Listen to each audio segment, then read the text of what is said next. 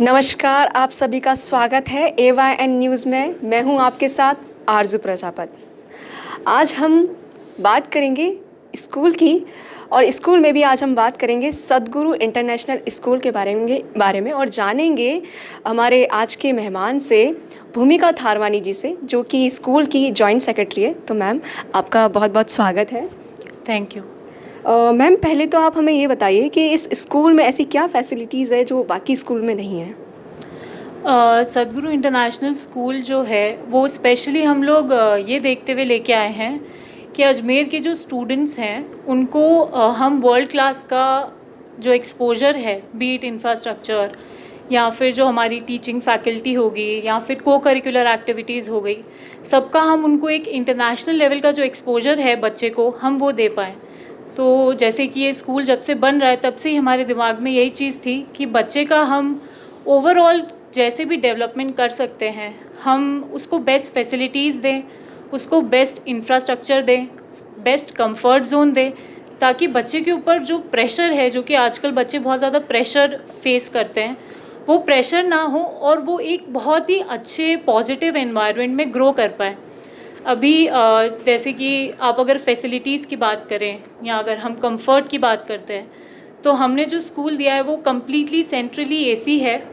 उसके अंदर हर क्लास में हमने स्मार्ट बोर्ड्स दिए हुए हैं, इंटरैक्टिव पैनल्स दिए हुए हैं, ताकि बच्चे के, जैसे अभी आपने देखा कि कोरोना पीरियड में ऑनलाइन एजुकेशन पे हम काफ़ी जल्दी हम लोग स्विच कर लिए। जो गवर्नमेंट जो है वो 2015 से जो ट्राई कर रही थी, ज़्यादा 2010 से जो ट्राई कर रही थी कि हम डिजिटल पे शिफ्ट हो पाएँ, हम हो नहीं पा रहे थे।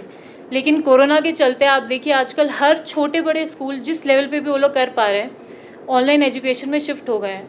तो उन सारी चीज़ों को ध्यान में रखते हुए हमने ऑलरेडी ऐसा इंफ्रास्ट्रक्चर बनाया हुआ है कि हम बच्चे को डिजिटली भी स्मार्ट टेक्नोलॉजीज़ को यूज़ करते हुए हम उसकी पढ़ाई, उसकी एजुकेशन और उसके डेवलपमेंट को कहीं भी कॉम्प्रोमाइज़ नहीं होने देंगे।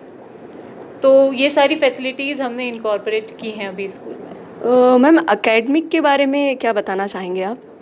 एकेडमिक्स को लेकर भी हम जैसे कि अगर आप स्कूल की आप बात करते हैं तो एक स्कूल की बॉडी होती है जो कि उसका इंफ्रास्ट्रक्चर है। तो हमने इंफ्रास्ट्रक्चर जो है वो पूरा प्रोवाइड कर दिया, पूरा इन्वायरमेंट प्रोवाइड कर दिया है। और जो एक स्कूल का सोल होता है वो है उसके टीचर्स, कोचेस, मेंटर्स। तो हमारा यही फोकस रहेगा कि हम बल्कि अजमेर से ही नहीं, ऑल ओवर इंडिया से हम बेस्ट इन क्लास टीचर्स लेके आएँ, बेस्ट इन क्लास कोचेस लेके आएँ for sports also, not just academics, for sports also. हमारा अभी पाइपलाइन में है बहुत सारी अकेडमीज़ के साथ टाई अप करना, जो कि नेशनल लेवल अकेडमीज़ हैं, इंटरनेशनल लेवल कोचेस अकेडमीज़, वो सारे हम टाई अप करना चाहते हैं। और बच्चों को एक पूरा हम एक्सपोजर देना चाहते हैं कि एक इंटरनेशनल लेवल स्कूल सिर्फ नाम में इंटरनेशनल नहीं होना चाहिए, आपको उनको हर एक चीज़ प्रोवाइड करनी है जिससे ऑटोमेटिकली आपका जो लेवल है, जो स्टैंडर्ड है, वो इंटरनेशनल लेवल का हो जाए। कोविड-19 के दौरान बच्चों के भविष्य के बारे में कम, हम स्वास्थ्य के बारे में ज़्यादा सोच रहे हैं, उनकी ज़िंदगी का सवाल है। तो जब स्कूल्स ओपन होंगे तब आपके स्कूल्स ने किस तरह की फैसिलिटी ला रखी है? कोरोना देखिए अभी तक तो वैक्सीन का अभी भी स्टिल इन द लूप। तो हमने जो प्लानिंग्स की है वो इसी चीज़ को देखते हुए की है कि कोरोना में जैसे कि social distancing is very important. आज की अगर आप सिनेरियो की बात करें जो अजमेर में है, तो एक एक क्लासेस में जो है 60 स्टूडेंट्स हैं, more than 60 students are also studying in one class. तो इन दैट केस आप सोशल डिस्टेंसिंग इनकॉर्पोरेट कर ही नहीं सकते हैं। और जो बाकी स्कूल्स में भी हैं, लगभग उसमें 40 बच्चे तो हैं ही, उसमें आप एक ही टीचर प्रोवाइड कर रहे हैं, तो एक टीचर का ध्यान भी नहीं हो पाता है कि आप 40 स्टूडेंट्स, 50 स्टूडेंट्स, 60 स्टूडेंट्स पे एक टीचर अगर है। तो हमारा यही फोकस है कि हम सोशल डिस्टेंसिंग को ध्यान में रखते ही बच्चों की सीटिंग हमने डिज़ाइन की है कि एक क्लास में depending upon the social distance इतने ही बच्चे बैठने चाहिए। उनके ऊपर जो स्टूडेंट टीचर का रेशियो है, जो कि इंडिया में इतनी ज़्यादा इंपॉर्टेंस नहीं दी जाती है कि एक टीचर कितने स्टूडेंट्स को हैंडल कर रहा है, तो स्टूडेंट टीचर रेशियो भी हमने ध्यान में रखा हुआ है। बाकी पूरा स्कूल में सैनिटाइजेशन की फैसिलिटीज़ हैं, थर्मल चेक्स हैं, थर्मल स्कैनर्स जो हैं वो हर क्लास के बाहर हम इनकॉर्पोरेट कर रहे हैं ताकि बच्चे का टेम्परेचर हम डेली रिकॉर्ड कर सकें, मेंटेन कर सकें। तो all of these facilities we are already providing. Ma'am, बच्चों के लिए जो आपने गेम्स करवाया है, वो गेम्स किस तरह के हैं और इंटरनेशनल नेशनल लेवल पे किस तरह से आप बच्चों को ले जाएंगे? सदगुरु इंटरनेशनल स्कूल में मोर देन 25 फैसिलिटीज़ जो है हम लोग प्रोवाइड कर रहे हैं।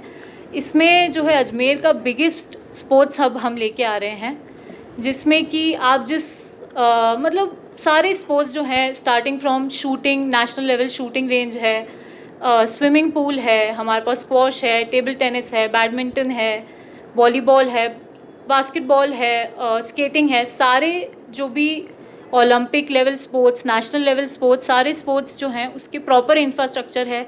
ऐसा नहीं कि आप एक ही ग्राउंड में, जो कि हम जनरली देखते हैं कि एक ही ग्राउंड में जो है सारे स्पोर्ट्स खिला दिए जाते हैं बच्चों को, वैसा नहीं है। हर चीज़ के लिए एक डेडिकेटेड स्पेस है, डेडिकेटेड फ्लोरिंग डिज़ाइन है, डेडिकेटेड लाइटिंग डिज़ाइंड है, ताकि बच्चे जो है वो प्रोफेशनल लेवल पे सीख सके। ऐसा नहीं है कि आप बस नाम के लिए आप इनकॉर्पोरेट कर रहे हैं। आज आप देखिए, क्योंकि जैसे कि आज ट्रेंड बढ़ता जा रहा है कि सिर्फ एकेडमिक्स पे नहीं ध्यान देना है, काफ़ी सारे स्कूल्स में हम देख रहे हैं कि वो एक ही ग्राउंड में हर चीज़ खिला रहे हैं, just to say that we also have all the facilities. So this is not going to happen here. We have more than 25 facilities. We have dedicated rooms for guitar, dedicated room for synth, dedicated room for sitar, tabla, everything. ऐसा नहीं है कि एक ही music room है और उसी में आपने हर चीज़ इनकॉर्पोरेट की हुई है। डांस रूम अलग है, योगा रूम अलग है। We have clay and pottery which is nowhere else in Ajmer. We also have a photography lab and a studio, जिसमें बच्चों को रियल टाइम एक स्टूडियो का एक्सपोजर मिलेगा कि स्टूडियो होता क्या है। इट्स नॉट कोई बच्चा फोटोग्राफी में अगर इंटरेस्टेड है तो वो बाहर जाके कहीं एक स्टूडियो का एक्सपोजर ले रहा है, तो हमने वो सारी चीज़ें इंटरनेशनल लेवल की इनकॉर्पोरेट की हैं। अभी कोविड-19 के दौरान गेम्स के अंदर खिलाड़ियों के कुछ दायरे बदले हैं। आप एक बॉल को यूज़ नहीं कर सकते, या आप एम्पायर को अपने जो एस्ट्रीज़ है वो नहीं दे सकते। काफ़ी चेंजेस आए हैं, तो आपकी एकेडमी ने किस तरह से चेंजेस लाए हैं गेम को लेके? जी, गेम्स को लेकर जैसे कि हम देखते हैं कि आजकल सैनिटाइजेशन जो है वो बहुत इम्पॉर्टेंट है। जैसा आपने सही बोला कि एक बॉल को आप लोग काफ़ी सारे यूज़ नहीं कर सकते हैं। तो जब मैं क्लासेस में हम लोग जब इतना ध्यान दे रहे हैं कि हम सोशल डिस्टेंसिंग, तो गेम्स में भी बाकायदा प्रॉपर सोशल डिस्टेंसिंग मेंटेन होगी, क्योंकि हमारा इंफ्रास्ट्रक्चर जो है वो 25,000 यार्ड्स का है। तो we have a lot of space, so that is why we able to incorporate all of that. हमारे पास काफ़ी स्पेस है। हम प्रॉपरली जो भी नॉर्म्स हैं जो कि गवर्नमेंट ने बताए हैं, जो कि हमें पता है, जो हमारे कोचेज़ हैं वो हमें बता रहे हैं कि ये सारी नॉर्म्स जो है रिक्वायर्ड हैं कोरोना के चलते हुए, तो वो सारी चीज़ें क्योंकि ये अभी डेवलप हो रहा है तो हम सब इनकॉर्पोरेट कर पा रहे हैं। तो आपने देखा कि किस तरह से स्कूल्स के अंदर इतनी सारी फैसिलिटीज़ है। मैं बहुत एक्साइटेड हो रही हूँ, आप भी बहुत ज़्यादा एक्साइटेड होंगे यहाँ जाने के लिए, और देखेंगे इतने सारे क्वेश्चंस जो लोगों के मन के अंदर रहते हैं, और इन्होंने मैम ने बेखूबी से उसका आंसर दिया है। तो आपका मैम बहुत बहुत धन्यवाद कि आपने हमारे दर्शकों के सारे क्वेश्चंस का जवाब दिया। तो इसी के साथ मैं अलविदा लेती हूँ। आरजू प्रजापत।